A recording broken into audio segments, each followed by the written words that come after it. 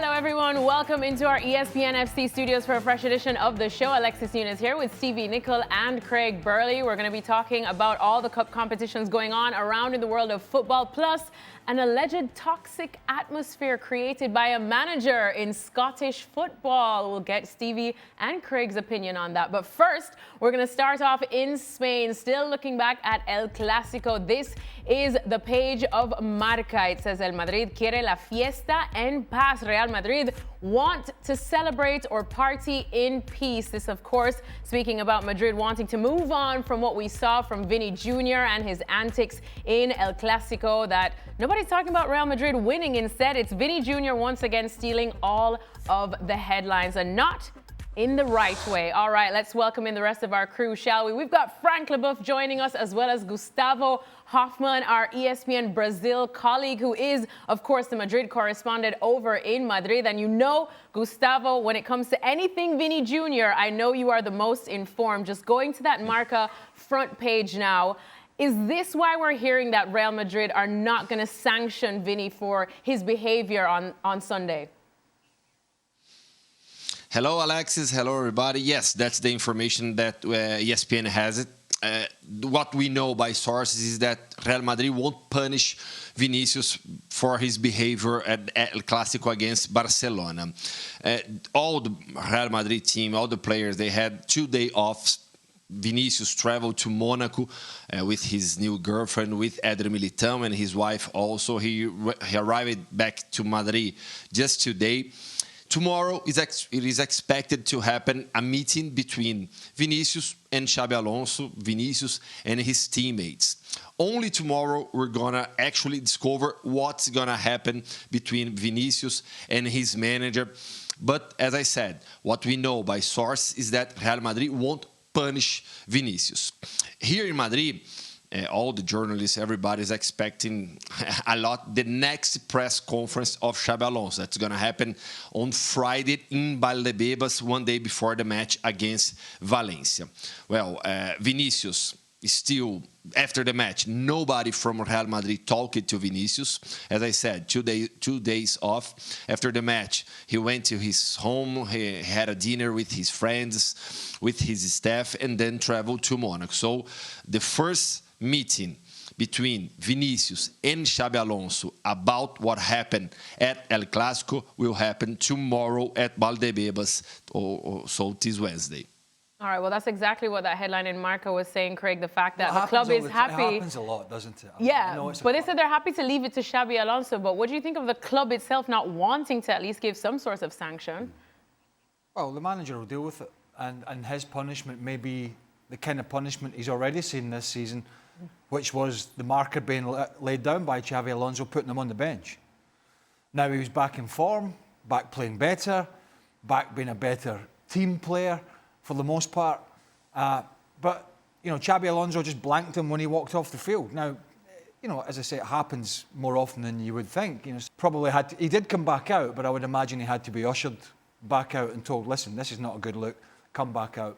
So it was kind of a little poke in the eye to the manager, and I would imagine he'll either... And by the way, we talk about the press conference coming up. Xabi Alonso was brilliant at the press conference pre-El Clásico when he was batting off all the questions about Lamine Yamal. He's a smart cookie. He's a clever guy. He knows how to answer questions, and I'm sure he'll deal with it accordingly. And then Vini Jr. will find out his fate in the next match, whether he's sat on the bench or whether Xabi Alonso's going to say, do you know what, I'll let this one rest for now, but if it happens again, you're in trouble. Stevie, as a coach or as a former coach, how would you be handling this? Would you bench him for the next game? Absolutely. I don't think Alonso has any choice. If he's not seen to be doing anything, he'll lose respect everywhere, including the other players in the dressing room. Absolutely, 100%. The one I find funny is that why would anybody think that Real Madrid are going to do anything to Vini? I mean, Real Madrid, the hierarchy at Real Madrid have shown over the last couple of years they have zero class in them with the things they're doing, complaining about referees, and cancelling the trip for all people concerned with Real Madrid because Vini wasn't getting the Ballon d'Or. All this hierarchy at Real Madrid are going to do, any chance they get, are catch the backside of Vini or anybody else. So 100% this is down to Alonso, and he has to bench him. If he doesn't bench him, then I think everybody will just lose a little bit of respect for the coach. But he has to, but you think he would have to bench him, but he has a league to win. He has the pressure of managing Real Madrid. Liverpool soon too. I bet Stevie would love him to be benched for that one. Probably could bench him for that one, actually, the way Liverpool are playing. So yeah, I mean, it's a difficult one because you're definitely weakening your team when you take him out, but you're weakening your own position if you don't. And so it's a really difficult position. And he's put his manager in an unnecessary situation here by this tantrum. And we were doing the pre-game show with Kay and Ali, and the word maturity got mentioned about maybe he is maturing, maybe he's seeing the bigger picture, maybe he knows that Mbappe is the main man at the moment, and he can add it in different ways and be more of a team player. And so the word maturity sort of popped up in the pre-game studio, and then it got kicked in the trash can by the end of it because he went off on another tantrum. Yes. But think about it. Brahim Diaz was already on the field in the front line as a substitute. Kylian Mbappe was already on, so he was never going to take a midfielder off to bring on Rodrigo, because that was, at that point, they were, under a little bit of pressure. So the only other person, unless he took Kylian Mbappe or took Brahim Diaz off, who he just brought on, the only other person that he could have taken off for fresh legs was actually Vini Jr. Yeah. If he'd thought about it that way, maybe he wouldn't have reacted, but he didn't. Alonso has to think big picture. If he's just thinking about winning the next game, then it's a mistake. Sometimes you strengthen the group by showing your strength with one of the so-called big stars. Because when you let somebody like Vini off with this or anything else, the next time it comes round and it's somebody else, it's hold on a second. You didn't touch the big guy. Why are you going to suspend me or drop me or fine me or whatever if I've done something similar, but he didn't do it to that guy? So sometimes you have to look at the big picture. And let's be honest, even without Vini, they should be capable of beating most teams. Frank, I know you love yourself some good behaviour as well, and I hate to see this from footballers. What do you think Xabi Alonso should do? Should he bench him for 1-2 games? Yes, I think he should. I like the fact that he publicly didn't say too much or didn't say anything, because I think he won that game, and that's a big time Clasico, and he has to stay on that positive aspect of what happened during the weekend. But yes, I think he should bench him. I'm very curious to see, because we saw the images of Vini complaining when he was going out. I would love to see what was his point, really. Because as Craig mentioned, he was the only one who should have gone out, maybe Mbappe. But, comparing Mbappe to Vinicius Jr. right now, that's not very good for Vini. So I want to know what Vini is really putting down to explain that he shouldn't go out.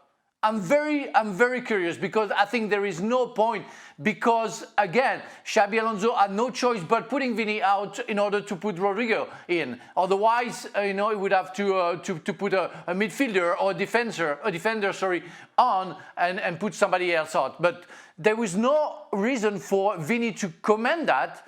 And again, the worst, he can complain, showing he's not happy. That's all right. That's part of the game. But going straight to the dressing room, that's offending to the teammates, the coach, and the club. And I think he needs to be punished. Money-wise, he doesn't care. But I think to be on the bench will be enough. Before we go back to Gustavo, just quickly, I suppose it's landing on his lap when you saw the graphic with the fixtures.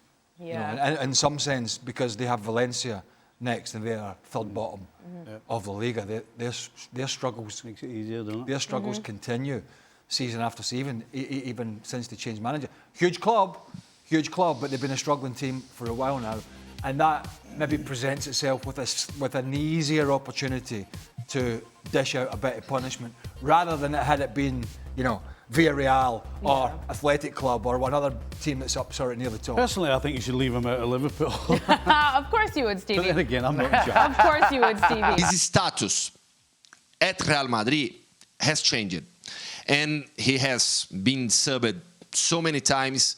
He has just completed 3 or 4 matches with Xabi Alonso. He has already been benched. So the change of his status has provoked this reaction and the bad relationship that he has with Xabi Alonso. You're going to remember that in August, when I published about the negotiations over his new contract.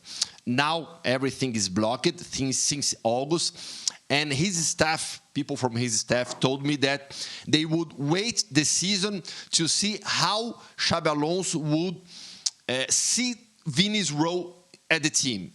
And the situation now definitely is not good. Xabi Alonso is still such a young manager, you know, and still coming into it. I mean, you heard from Gustavo right there who said that if this were Carlo Ancelotti, Vini wouldn't ever act like this. So how crucial is Xabi's... Ancelotti last year threatened to take Vinicius Jr. off in the game if he didn't actually start upping his work rate. Vini, you could sense, had that respect for Ancelotti. Now, Xabi, how crucial is his handling of this Vini Jr. situation to how we view him as a manager? How crucial is it? How much are we going to judge Xabi on how he handles this? I kind of touched on it earlier. It's crucial to the rest of the group. It's crucial to the dressing room how Xabi Alonso handles this. Not just from a personal Vini point of view. The manager has to think about the big picture, and the big picture is what he does and how he deals with Vini. Absolutely, every other person in that dressing room is watching it to see whether he puts down the hammer, whether he's soft, whether he does the right thing. This is the important thing for Alonso. It's not the actual relationship with Vini. He has to make sure that everybody, after this is all done and dusted, still respects the manager the same way he did before it. Well, he's the best player. He actually took Mbappe off in the game. I don't know the minute, but it was after Vinicius Jr. And it was probably nearer the end of the game. But he took Mbappe off as well to bolster the midfield or the back line. I can't remember who he brought on. There was so much going on. And he's, you know, probably the best player in Spain at the moment. Maybe arguably the best player in Europe again. So, and he was pretty accepting of the situation. His job was done. Yeah. And, you know, this is just, I think we could be sat here in 12 months' time, hopefully. And it's a long time. Yeah. And I think we could be having the same conversation. Because I don't think he will change. I think you can try and make him change, but I think it's going to be very difficult, so you have to manage it. I think that emotion is always going to be there, and the emotion is what makes the player, for the most part, along with his talent. But he has to sort of harness it in the right way, and I think when it boils over, you know, as a manager, you have to deal with it in the correct manner, and I think we'll probably see that in the next few days. Frank, you wanted to come in? Yes, please. I think what Xabi Alonso has to do, and Stevie was saying, you know, in front of the group, he has to show his strengths and his power, and he has to think that when he was a player, and he was a great player, he was a huge player, he was a leader for Liverpool, for Real Madrid, for Bayern Munich, he was a great player. So he exactly knows what the rest of the dressing room thinks about what he should do. So he has to behave according to what he has seen before during his career, and what he has thought or would have thought if a player would have done or behaved the same. And I think Xabi Alonso exactly knows what he has to do, and what Vini did as a spoiled person in that matter has to be sanctioned in front of the rest of the group. So I think everything Alonso will do would be good to do. But if he doesn't do anything, he will lose respect, as Stevie said before. Gustavo, considering that this relationship obviously now with Xabi Alonso is quite strained, are we closer to seeing Vini Jr. leaving Real Madrid, maybe sooner than later? Well, now it's impossible to say anything, to say anything that actually will happen. We have to wait. We definitely have to wait. But the negotiations over his new contract are completely blocked. The difference between what Vini wants and what Real Madrid wants to pay, it's huge now. And with the situation in the dressing room, with the manager, I think that it's very, very complicated to find a solution. To find some way to manage this kind of situation. So, Vini has a contract with Real Madrid till the end of next season. Probably at the end of this year, they're gonna talk again to try to renew the negotiations, but. The big picture now is not good to imagine Vini staying in Real Madrid. How good he was in this game, as Craig pointed out. He's still such a talented player. Can you really see Real Madrid letting a player like this go? Yes. I mean, if he's only got this year and next year, and he continues to act the way he has been, and there's not one of us would put any money on him changing.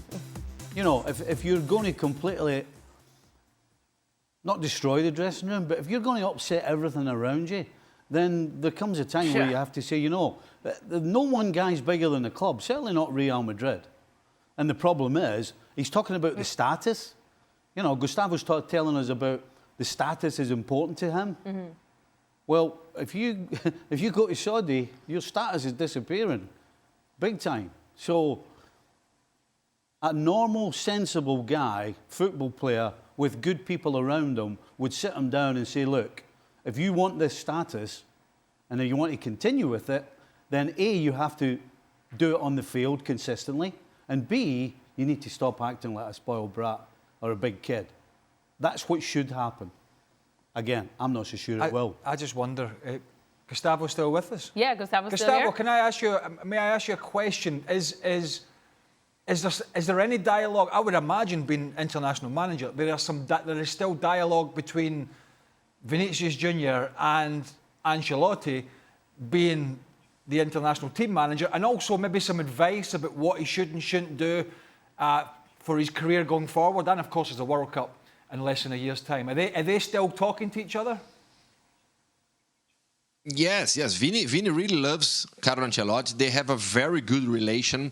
Next month, they're going to meet again because we have another 2 more matches for the Brazilian national team. So I know that they have a very good relationship, and Vinicius really hears what Carlo Ancelotti says. But as I also know the way that Carlo Ancelotti works, I don't think that he's going to try to be involved in the matters of Real Madrid now. He was the manager of Real Madrid. Now he's the manager of Brazil. He can deal with anything with the Brazilian national team. I really don't think that maybe he can give Vini some advices when they're together in Brazil. But I don't think that he's gonna be involved so much with this topic.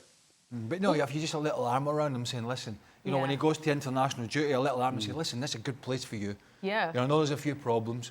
Maybe you're not going to get quite the money that you want, and maybe the manager frustrates you a little bit now and again, but that's the best place for you. That kind of chat, just to sort of get not pushing, not being directly involved, but just saying, listen, have a think about it. Think about the grass is not always greener, and you're at Real Madrid, and the fans love you. But just get in his ear, as an international manager sometimes does, and say, listen. That would be important from Carlo Ancelotti. I think Carlo Ancelotti is like a father to Vinicius Jr. He didn't say anything last year, and that would be absolutely crucial for me, knowing the house, knowing Real Madrid very well, getting Vini by the shoulder and say, you know what, you're not like my son, and do I have the right to tell you something? You are the best place in the world. Behave the way you should behave. I'm sure they love you there, but they want you to be more quiet, outside the field, and show your strengths on the field. Listen to me and believe me, you have everything to lose if you carry on like that. And I tell you I tell you that because I love you. That will be the kind of speech that we love to hear from Carlo Ancelotti to Vinicius Jr. So I don't think that the problem that happened in the match, the problem between Barcelona and Real Madrid, will take to the Brazilian national team because, as I said, these players are really friends. Well, you guys were about as high profile as Vini Jr. and Raphinha. Did you have any club issues that trickled onto the national team? We've all kicked. Tell us more. But we've all kicked international teammates up and down the field. In club football? Yes. Yeah. Tell us. No, it's just, it's one of those unwritten rules that we all kind of know that nobody ever told you. But a genuine spat. That wasn't a genuine spat. Well, tempers flare. What do you call a genuine spat? Somebody punching you straight in the face? No, that's what I would call a genuine spat. What you saw there was absolutely nothing close to violence. It was all posturing. It was all ego. Most of them, the majority of them knew they weren't getting anywhere near anybody, and it was all mouth and all noise. And usually the noisiest ones are the biggest cowards. So forget about it. Look at the Spanish team, La Joya, and Gustavo was mentioning it when they were each hating each other, you know, rating Real Madrid and Barcelona, Piqué and some others, you know. Sergio Ramos. And when they played together, Sergio Ramos, they were the best team in the world. Maybe hating each other. Have you seen Ramos and Messi when they played together for Paris Saint-Germain? They were the best teammates in the world. They loved each other when they hated each other. We saw so many images of that. Nothing's going to happen between Raphinha and Vini. They're going to talk, they're going to have a drink, and everything's going to be okay at the end of the day, because that's just a game, and that was just a posture for the media. Listen, Teddy Sheringham and Andy Cole formed a magnificent duel up front for Man United and did not talk to each other. Yep. But got the job done. They were not on speaking terms for the most part. They disliked each other, but they got on the field and they did the job. When these lads meet up for the national team, they'll probably laugh about it. Because it's all in the heat of the moment, isn't it? Yeah. So, you know, it's a huge game, you're under pressure. So, yeah, not a lot in it. Footballers and their egos, eh? Lord knows. Hey, fed up with Vinny already. You're fed up with the Vini talk. Well, thankfully, that's it for this segment on Vini Jr. Gustavo Hoffman. This week. No, I still think we're going to talk about it as the week goes on. Remember what Gustavo said? He's going to have his meeting with Xabi tomorrow. I'm sure there's going to be some fallout there. But Gustavo Hoffman, thank you so much. Muito obrigada. I'm sure we'll touch base with you again, because we know that this Vini Jr. topic is not going to go away silently. Or yet. All right, here's a look at the top half of the La Liga standings then. Just a reminder that Real Madrid are there 5 points clear at the top of the table, putting some extra breathing room in between them and their rivals Barcelona after their El Clásico win. Well, Real Madrid will be back in action in La Liga along with everyone else coming up this weekend. A whole slate of matches kicking off on Friday with Getafe against Girona. That's at 4 p.m. Madrid in action against Valencia at 4 p.m. on Saturday. And then Barcelona looking to bounce back against Elche on Sunday. All right, so there's Carabao Cup as well coming your way on Wednesday. Liverpool taking on Crystal Palace, but also Arsenal. They're flying high in the Premier League. We'll see exactly if they can take on what could be a test from Brighton. We do know that Brighton definitely can put up a good fight. And well, they got beat off Man United at the weekend. Oh, but the mighty Man United, right? Yeah. Newcastle Spurs as well. Swansea up against Man City, and Wolves Chelsea rounds out the fixtures. But I want to stick a pin in the Liverpool-Crystal Palace fixture, Stevie, because what are you expecting from this game? We know that Crystal Palace have actually gotten the better of Liverpool in their last 2 games, of course, in the Community Shield. We know that the Carabao Cup for Liverpool has always been one where they rotate. But considering the fact that Liverpool haven't been or have been in a bit of a slump now, does that change it? Does the Carabao Cup have extra importance now? Well, I guess Arne Slot's the only man that can tell you how important it is, but at the end of the day, I would suggest that winning the next Premier League game is way more important than the Carabao Cup. And there's no question in my mind that Liverpool will put out a so-called, if you can call it that right now, weakened side, and Crystal Palace won't. No. And as you've just said, Crystal Palace have outplayed Liverpool twice already this year. So there's absolutely no reason to think it won't happen again. I would love somebody to explain or tell me how this is going to be any different. They're competitive, they're organised, they're dangerous on the counter. And if there's one of the... If you were to pick out Liverpool's biggest weakness, I would say it's getting countered on. They look at an absolute shambles defensively. And there's no question, Liverpool's at home. That means regardless of who they play, they're going forward, which absolutely plays into Crystal Palace's hands. So I'm sorry, right now, I don't see how Liverpool can beat a Crystal Palace side that I think will be a strong team. Craig, do you agree? Do you think Liverpool should put out a weekend team? I think they will. Well, your question about the Carabao Cup, I think with Liverpool's form, it has gained less importance for them because they need to put a team out that's fresh and ready to go for Saturday, where they play, or at the weekend, they play Aston Villa, who have got up ahead of steam. I think Stevie said before we came on, they've won 5 in the bounce.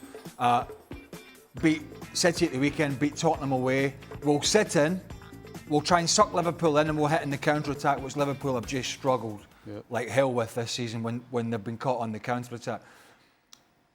So if he makes 5 or 6 changes at least, Arne Slot that is that strengthening or weakening this already struggling Liverpool team? It's weakening. Yeah. And if Oliver Glasner comes with pretty much a full team, because they're not going to be anywhere near relegation this year, they're way too strong. Even if they have a bad season, it'll be mid-table. Then they've already got a Community Shield and an FA Cup in the last few months, and they might look at the Carabao Cup, Crystal Palace, and say, do you know what? The Liverpools of this world, the City of this world, the Chelseas and the Arsenal, they'll all rotate for this competition.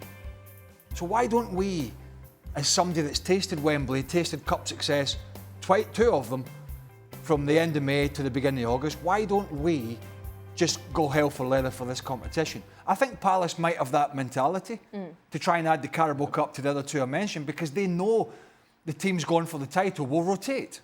So there may be an opportunity there. OK, it's not easy. You've got to go to Anfield. Yep. You just don't know what you're going to get from Liverpool. But I think that's what Palace's mindset will be. They've got the taste of Wembley and the success. And for Liverpool, I think it's just making sure he can put his perceived best 11 on the field against Villa at the weekend. So for that reason, I think you'll probably see a lot of changes in this Liverpool team for this game tomorrow. Frank, what do you think Liverpool should do? As Craig and the boys are saying here, that they should prioritise their next Premier League game and make a lot more changes for this one? Yes, I think you should. They should, because on top of it, Arne Slot can find maybe with maybe 5 or 6 new players, somebody better than the one who normally plays, and say, okay, well, you know what? I've got better players on the bench than I have on the field, so maybe I will change, during the weekend. And big competition, and maybe relaunch a little bit the motivation that the player don't have right now. So it could be a good idea, and I think he will do that, because I really think that they need some freshness as well from some players. And again, to see how the others are behaving. And I just want to put one point on Crystal Palace. That's going to be tricky for every player. They scare everybody, every team. We saw Arsenal struggling at the end of the game, the last 10 minutes, being a little bit shaky because Crystal Palace were pushing forwards to get it back. And so it's going to be tricky for Liverpool.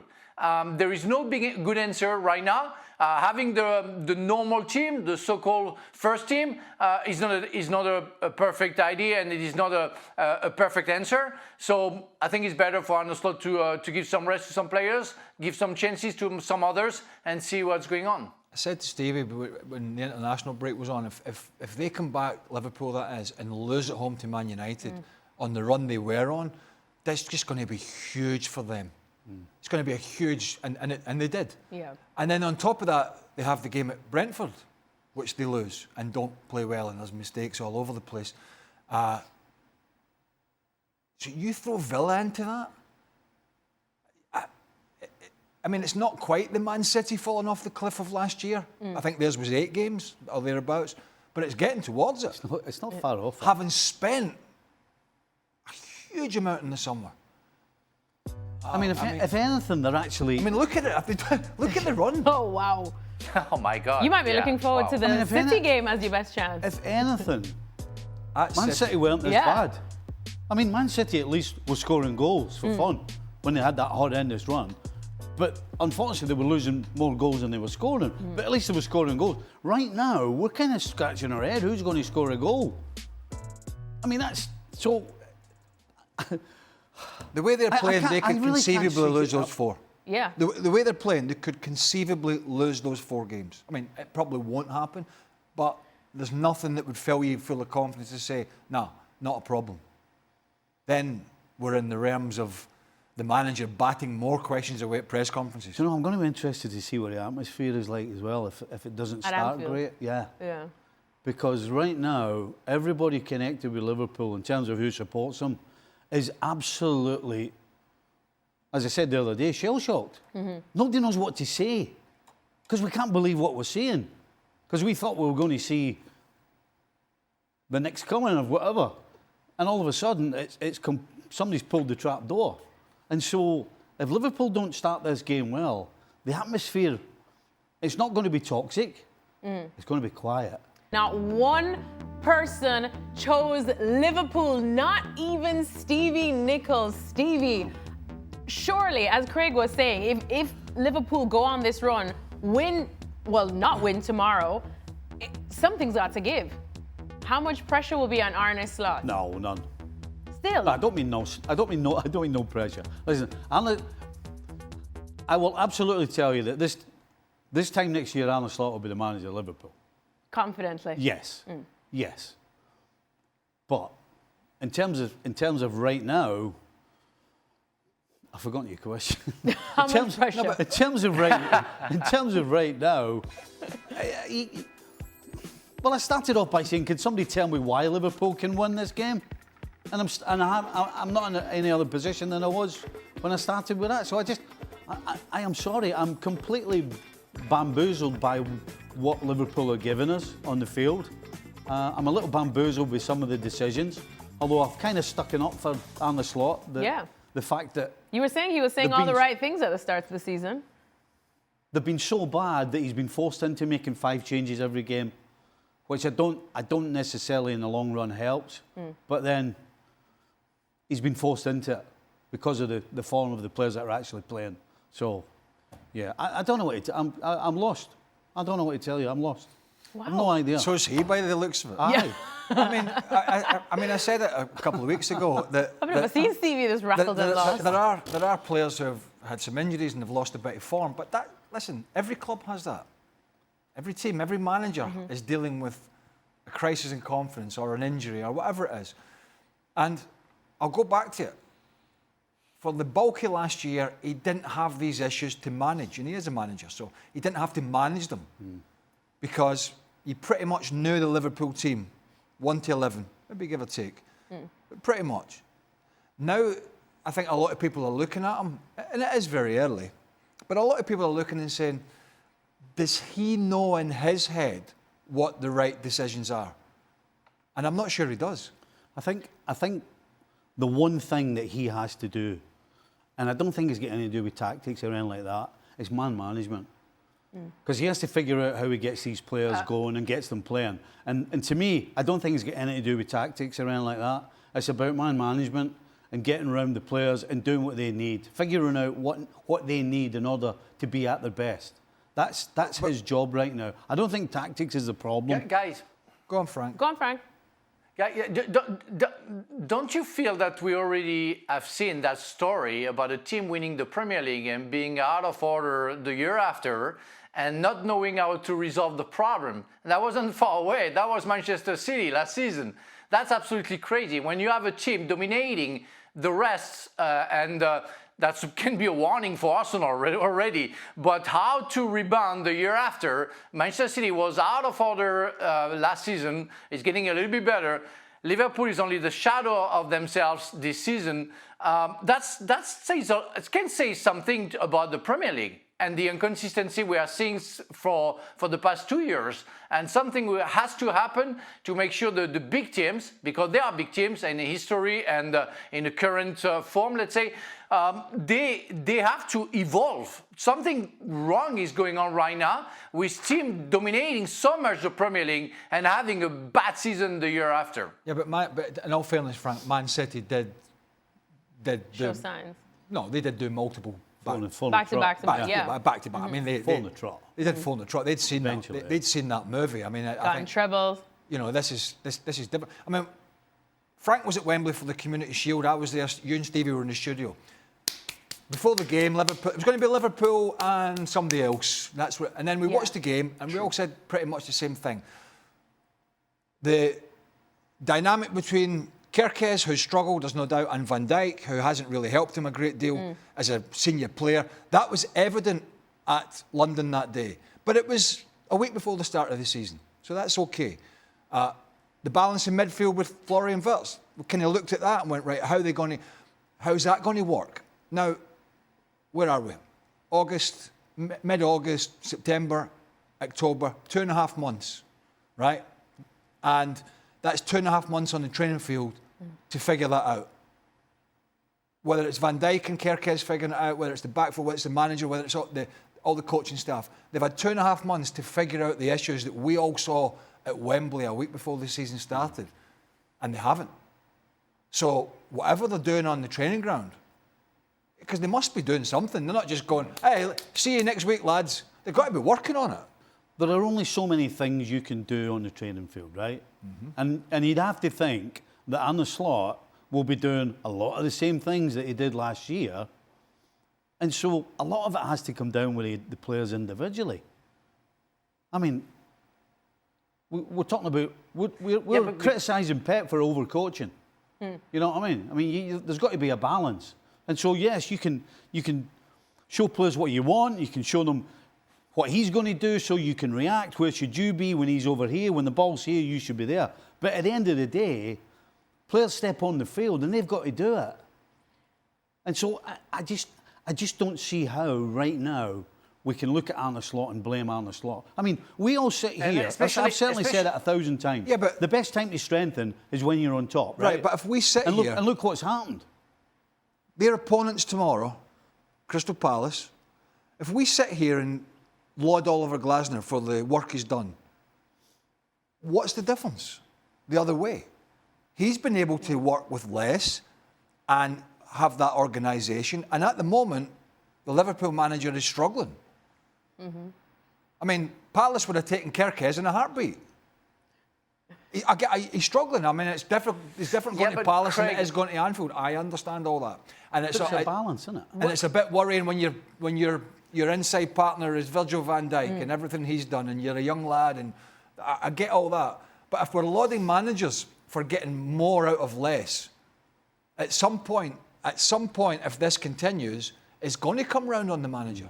Well, Frank, we're going to give you the last word on this but one. Craig, It's just. I try to go into Arnold Slot defense in a way that when is the time do you have to work on the chemistry that you can find with players and new players if it's not during the summer? So we know that they travel a lot, they do something. Liverpool didn't have to do the World Cup, I think, the Club World Cup. Crystal Palace neither, so they had the time to work. But when you are past that time, it's really hard, especially when Liverpool, that you play every 3 days, because if you don't have the Carabao Cup and the FA Cup midweek, you will have the Champions League. Then if you don't have the Champions League, you will have international duties, and most players will be involved. So it's almost impossible when you are saying that at training session they have to work. When do you work? You play on Saturday, Sunday it's off, Monday you start training a little bit, Tuesday you put some set pieces, Wednesday you play. Thursday it's off or it's a warm down, and then Friday you start preparing set pieces for the next game. That's almost impossible for the team unless they work during the summer to put something down where it's going to call automatisms. So it's really hard for Liverpool right now to cope with the situation and to try to reverse what's going wrong.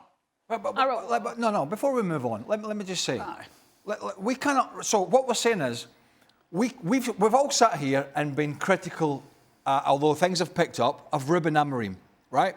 So to Frank's point, are we saying we should not have criticised Ruben Amorim because he didn't have time to work? If Liverpool's got no time to work on the training ground or anybody else, then Man United have got no time. So what's good for the goose is good for the gander.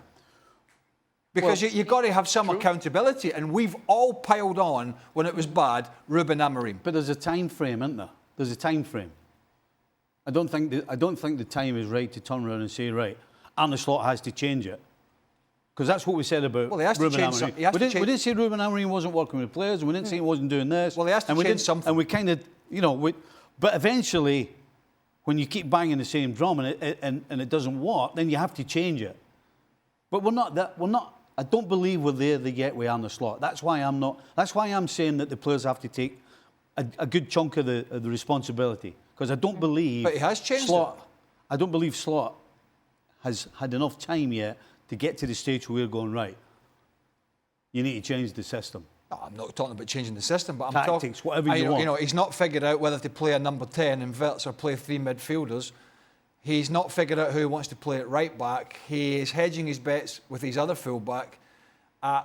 So, you know, But then my argument for that is, I think the reason for that is because of the players.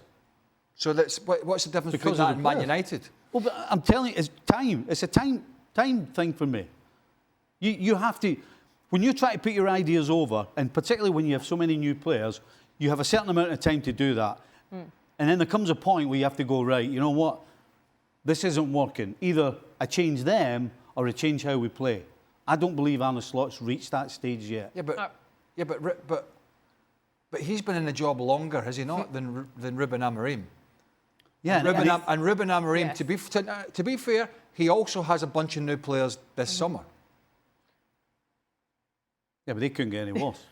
My point. All right, well, it's not the same. It's not the same heritage. Why is it not the same thing? Why is it okay to not look at the Liverpool manager when we have absolutely ground the United manager to the ground? Wow. When We're talking about 9 games. Craig's sticking up for United. We're talking about 9 games. I'm just saying, though.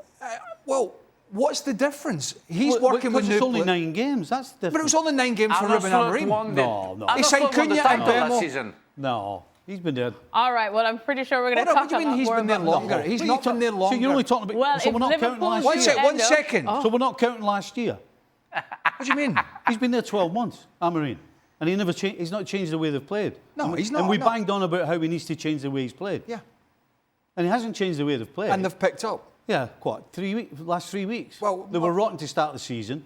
My point is, if it's good enough I don't think we're getting each other's points by this stage. It doesn't seem so. No, I'm not. If we're just talking about this season alone, and it's because Arne Slot's working with new players, then Ruben Amorim is also working with some new players. All right, he hasn't changed the system, and we've all been critical. I'm not talking about Liverpool changing the system, but he hasn't figured out what Liverpool's best team is. You've said, well, there's only 9 games. There's only 9 games for the other guy. So we can't sit here. I don't think we can sit here at this desk and say, no, it's just the players on one manager, and the other manager, it's him. No?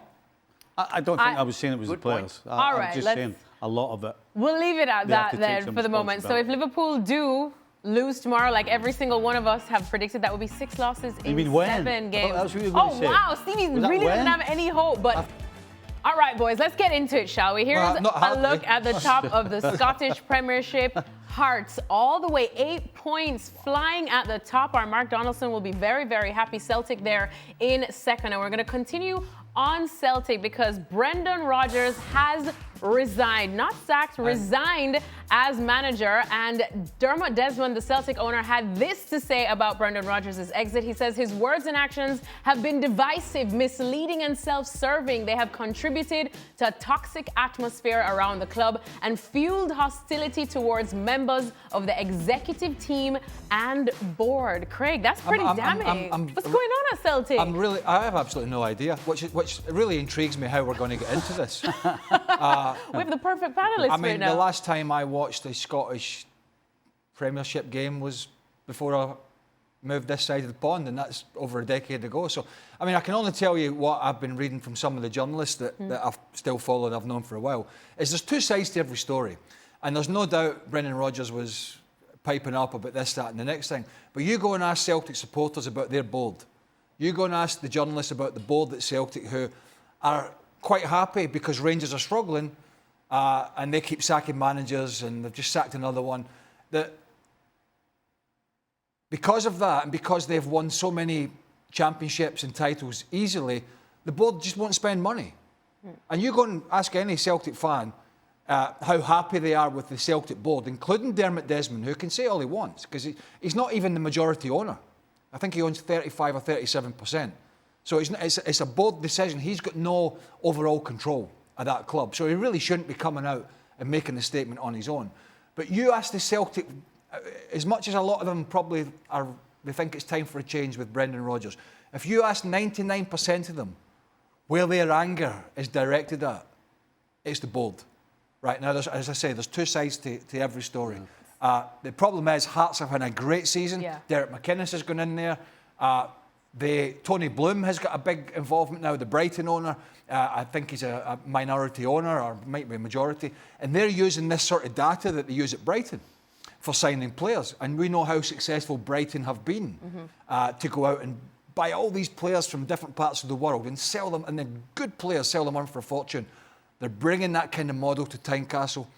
It's working great for them. That's piled more pressure on Brendan Rodgers or on Celtic. That piled the pressure on the manager.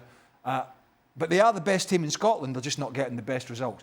But the fans' ire is at the board. That's if you ask any of them, it's the board that's annoying them. Stevie, as a Rangers man, you enjoying this? Absolutely. Unfortunately, as bad as they are, we're still looking up the league at them. You know, the thing with Brendan, and the reason that they've officially said that, you know, they couldn't listen to him self-serving himself, complaining about everything else. The one thing I would say about that is when you're the manager, you can take the opportunity after the transfer window's closed and suggest, tell, however you want to put it, that, you know, we needed to do more in order to be more successful. That's fine, you do that. But you can't, week after week, keep harping on about it, because the players read it, hear it, and listen to it. And when they're talking about a toxic atmosphere, the atmosphere he's talking about is one of, well, we don't have the best players, we're not good enough, we didn't do enough. And that seeps down to the players eventually. And then it gives them an excuse when they're not winning. You know, all of these things add up. And so the fact that Brendan's gone shouldn't be really a big surprise. As Craig said, the Celtic fans seem to be getting after the board, but at the same time, when you're making it even worse for the board and they're your employer, then you shouldn't be surprised when they put so much pressure on that you think that you have to resign. This was a Celtic team that last year conceivably could have beat Bayern Munich in the Allianz Arena. Yeah. But did not, but easily could have done. So they have the best, whether they spend enough or not, they have not spent enough for the fans' liking. They still have the best players in Scottish football. They're just not getting the best results. Heart of Midlothian are at the moment. So yeah, and Brendan Rodgers is not the most popular because after his first tenure, when he was there and had a lot of success and basically undying love for the club, and then jumped ship. And let me tell you, like a lot of fans, Rangers and Celtic, they don't forget. No. I know that. So they don't forget, and so I think a lot of them think it's ready for a change. But yeah, it's a tough school when you're up in Glasgow. It's a lot of pressure from a player's point of view and a manager's point of view, because when it starts going wrong, you're going to get it. And Brendan Rodgers was getting it, but so are the board, as I say. But they only have to look over to Ibrox and see the situation's not that bad. Cheer themselves up. Yeah. All right, well, word is that Martin O'Neill has taken over as interim manager. He has ruled out a long-term You know what he did? there. What? He was on the radio 2 hours before he knew he was getting the job and said Hearts will win the league. And then he got a phone call to say, we need you as interim coach. Recant, Martin, recant. Anyways, for more of our ESPN FC content, make sure to check out our YouTube channel. And while you're there, you know what to do. Hit that subscribe button. To the MLS playoffs we go. Cincinnati going up against the Columbus Crew, 78th minute. Kevin Denke scoring from very close range right here. That's Ali Moreno range. Yeah, I mean, the play up until the last piece was smooth and stylish. Couple of touches here. Ends up putting it in the net. Which you have to. Well, if he didn't by then. It's not about style points, it's about goals. No, it is not. Cincinnati winning that one 1-0. Minnesota up against Seattle. Well, the game was tied at 1 apiece in this one, so to a penalty shootout we go. Alex Rodan hitting it right at the keeper there. Yeah, that's the gamble, isn't it? You go down the middle. Ooh. Cristian Roldan there hitting the post. Minnesota in the lead 3-2. And then Daniel Leyva, he's stepping up for Seattle. Oh. Some good penalties in this game. And he hits the post. Did anybody score or we just no bother with them? Yeah, 3-2 in the end. Minnesota win that one, 3-2 on penalties. Here's a look at the MLS Cup Playoffs bracket. Charlotte will take on NYCFC tonight, and LAFC will be in action tomorrow. All right, welcome into Extra Time. Let me just get my papers in order. Not much in order in my life. So why do you need papers and a Mac? Well, because, when it's here, it's like kind of small. Do you know what I mean? I kind of like it. All right. Too slow with the answer. All right. You're not a fan of my laptop, are you? I don't care. Oh, love that. All right. Oh, yes, Frank LaBeouf is still with us, Frank. I'm so sorry. And I'm going to jump on. You know, we saw at the end of the show, we saw the women, English women winning against Australia. Yes. Do you remember that shirt reminds me 82 World Cup, you know, with the beautiful Mr. Mariner, striker of England. That was the beauty, and they made me thought about him. So I have a thought for him, but I have a thought also for the national team shirt. That was for me the worst national team English shirt ever. That was like a backhanded compliment in that one. All right, let's get into the first He's called question. many things, Maros, over the years, but beautiful was not one of them. Beautiful. He had quite a beautiful schnoz, didn't he? Nose. Nose. He loved it. He loved it. All right, first question. Start, bench, drop to play a match in freezing cold, lashing rain, or blistering heat? Lashing rain. I'd You'll rather start. play in the rain. You'd rather what? I'd rather play in the rain. Would you? Aye. Well, you can't play in the heat. You can't run. We don't have to In the then. cold, you can't run either because your body If freezes. it's blistering heat, then the chances are both teams are not running. Fair. I think you could get away with that. Well, we'll find out the World Cup next year. The rain I don't like, because the cold you can heat up, you can... You might sure you try played in playing very New- cold in By the way, you Scotland. might try playing in New York in the first week in Does April. it get really cold in Scotland? No, yeah, a little, but not like here. Not like Oh, really? Not like here. here. Not like here. Frank, what about you? Definitely the rain. I don't mind. It's nice. You can tackle on top of it. It's very nice. And after I will go for the freezing cold, and I will definitely drop the heat. I mean, when you're too hot, there is nothing you can take off. You cannot take your skin off. When you're cold, you can bring some clothes and try to cover yourself. But the heat, it goes into your head. I mean, you start to be hot everywhere. You cannot deal with that. You make a header. It hurts. I hate the heat. I hated the heat when I was playing. Come commando today, isn't he? Dressed as a I commando. know. Frank, you've become very Yeah. G.I. Joe. Like the status quo would say, I'm in the army now. Oh, okay. Do you have the reference? Yeah. Yeah. Kind you have of. it? No, we get it. Okay, the song in the army now, the song, Yeah, no, we the knew song that. status Go on, quo. sing it for us, Stevie. Come I on. need a guitar. Yeah, we know the Can't do it song. without a guitar. We know the song. I actually didn't, but I'm going to pretend I did. You don't know Next that song? question. I think I do when I can hear it. Well, What's we're the not second singing. line? Oh, nobody's I here to am sing for in me. the army now. Hey, it's status quo. Come on. Oh, status quo is a They good. only quo. did one line. This whole song's one line. Yep. The entire song is just I'm in the Yeah. army now. Pretty much, like most of their songs. Pretty much, yeah. Pretty much. So the group's called Status Quo. Yeah. When did that You song? know, that's Yeah. it's long before your time. Oh, okay. And you got to do that the It whole was time. to You do that the whole time. denounce. It was to denounce the same Vietnam beat, War. The whole thing. It's like, oh. That was to denounce the What was the main Vietnam song War. again? And That's here why. we are, and here we are, and here we go. Da-da-da, da-da-da-da-da. Here we go. Rocking around the world. We're rocking all over the world. Oh, I know that And one. I like it, I All right. like it, Or I no, like because- it, I like it, and I like it. Oh. Here we go. Our producer Louise says to shut And up after so that, we you can repeat move it, on. and Yeah. then repeat it, and then repeat it, and then that's it. I think I only know that song because it was turned into a football you just chat. say we're moving yeah. on? I was just making sure because I know it was turned into a football chat. Next question. Over the weekend, 2 goals were scored directly from corner kicks. Is this type of goal the flukiest of fluke goals, or do players actually try to score directly from corner kicks? Craig? Well, you shouldn't be scoring directly from the corner kick. If you are, the goalkeeper has absolutely made a mess of it. Catastrophic. So, Yeah. Players may try, but it shouldn't happen. Goalkeeper should never allow that to happen.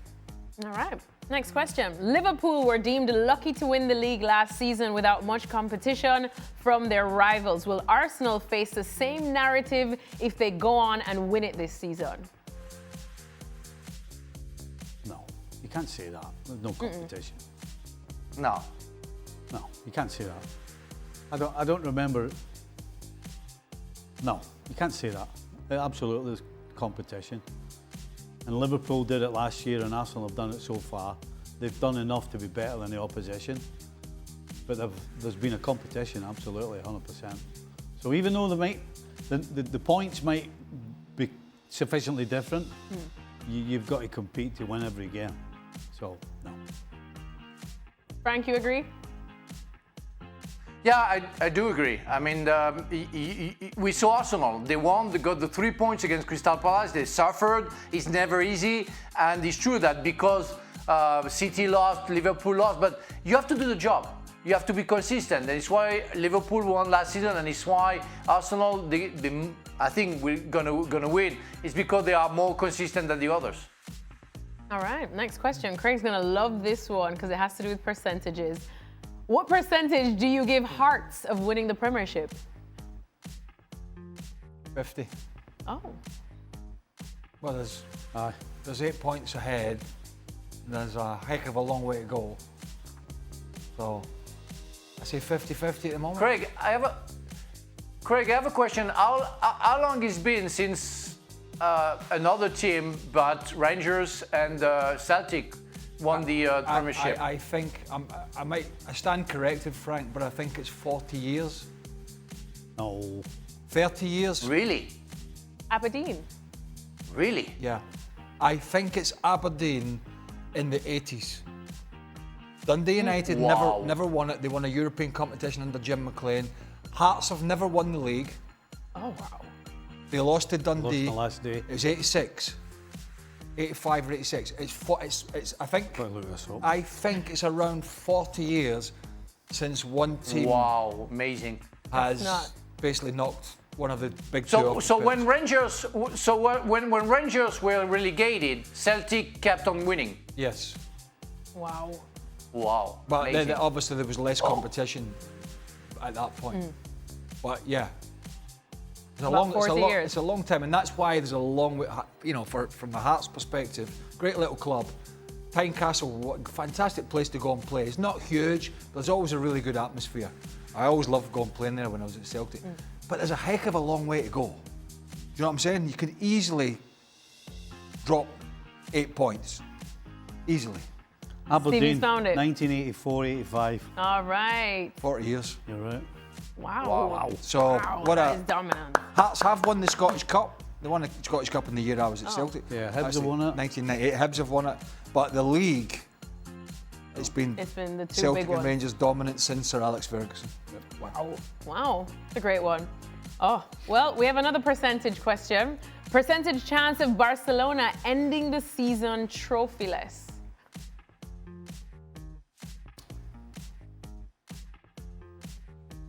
How many trophies are there? They're in 4 competitions, right? Yeah.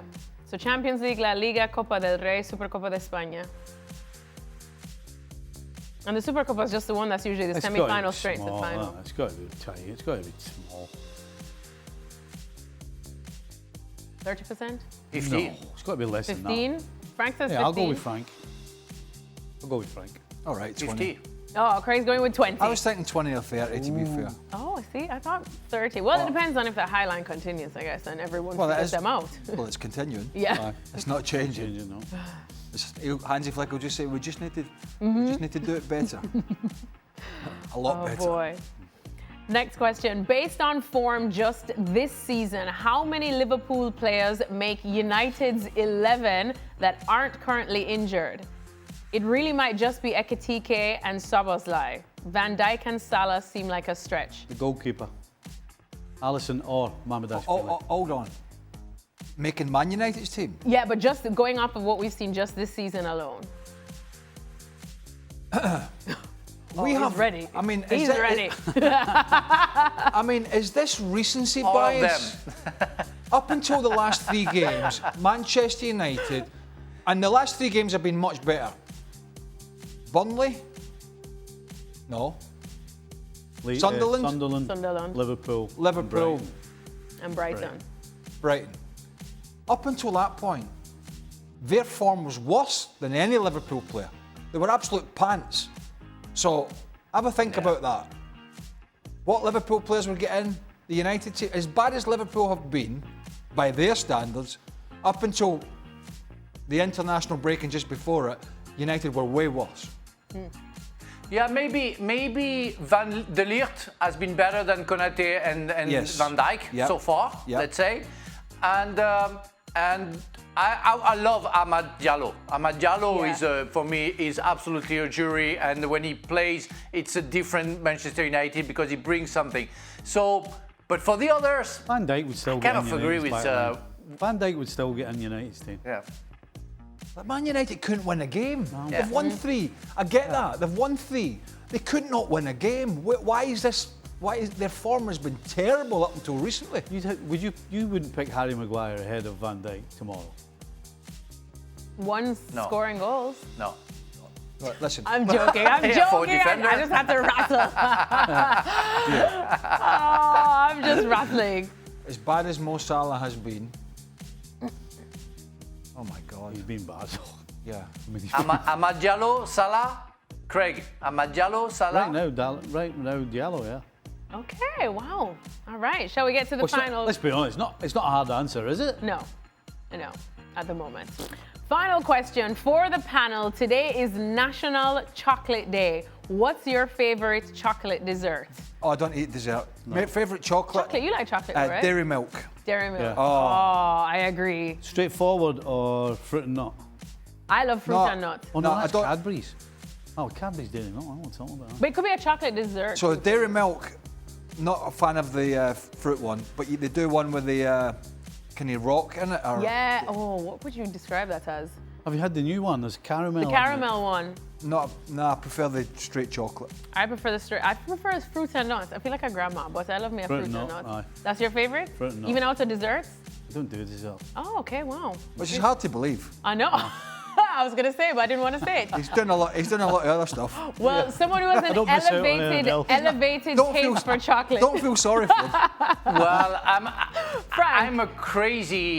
I'm a crazy chocolate eater. I can eat a tablet a day of 70% black chocolate for cooking. Not a dark chocolate, for you. cooking Yeah, chocolate. Boneville. When you make a Actually. cuisine. Yeah. I love them 70% black because Yeah. it's healthier than the rest. Less but sugar. on holidays, and when I go to the airport, I buy the big tablets of milk chocolate, fruits inside, craziness. I love those. You can find only at the airport. Fruit and nut. And I buy 2 big tablets and I eat them, nicely on holidays on my bed. I forgot about Boneville. Do you like Boneville, Frank?